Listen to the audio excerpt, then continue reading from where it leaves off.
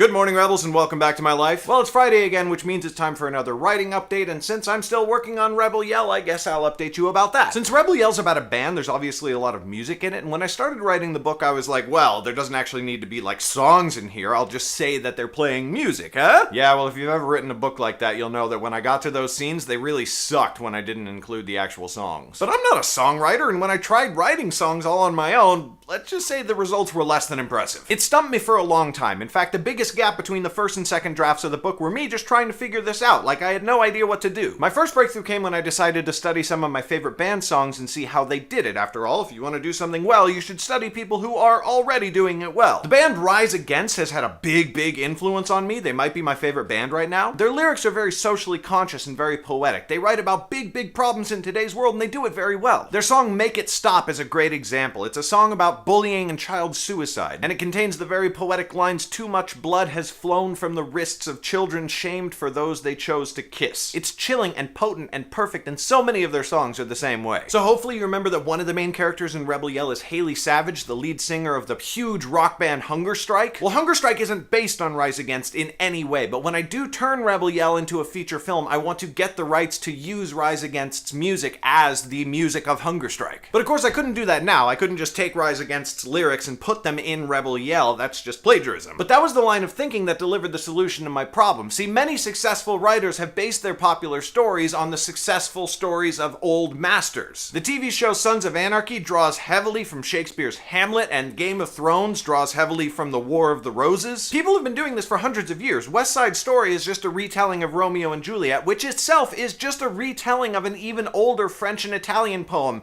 which is probably a retelling from something else. Tolkien based many songs in The Lord of the Rings off of English folk songs from his youth, so suffice it to say, you're in very good literary company if you take old frameworks and fill them with new content. What I've decided to do in Rebel Yell is to take songs by my favorite bands, but just write entirely new lyrics for them. That way I've got the music in my head, I've got the rhythm, but I just have to provide the words that match that rhythm. This uses their music as an inspiration for the songs in the book, but I'm using the lyrics to craft a particular message for that moment in the story. You, the reader, won't hear the music that's in my head, but the lyrics will have a certain poetic quality to them because they're based on the works of great bands. And if you really want like a meta reading experience, you can go through the song lists of Rise Against and try and figure out which songs go where. I'll also be using music from Dead Sarah and from Jet. If you do this, you'll hear the songs the way they were meant to be heard, but that association will only exist in your head and mine, at least until the movie comes out. So if you're writing a book with songs in it, but you're not a songwriter, just take songs you already know and create new words for them. It's much easier and simpler than trying to become a master songwriter on your own. That's this week's update, Rebels. I hope you enjoyed it. Do the good stuff. Let me know in the comments what you think about the video. Subscribe to the channel if you haven't already. Yada, yada, yada. And I'll see you on Monday. Bye.